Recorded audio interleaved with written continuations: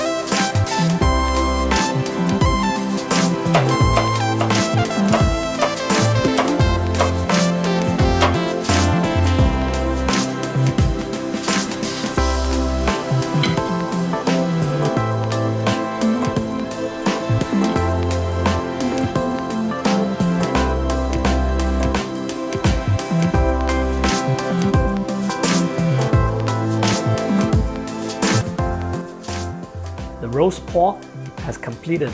Look how beautiful this is. Now, how do you know that you're successful at this dish?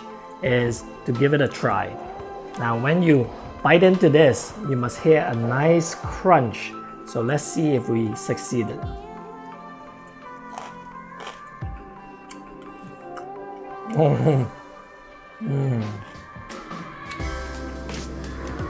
The crunch is like chips.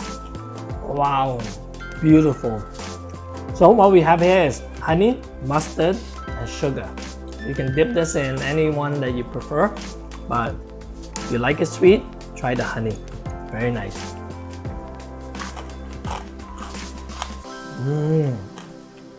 You hear that crunch?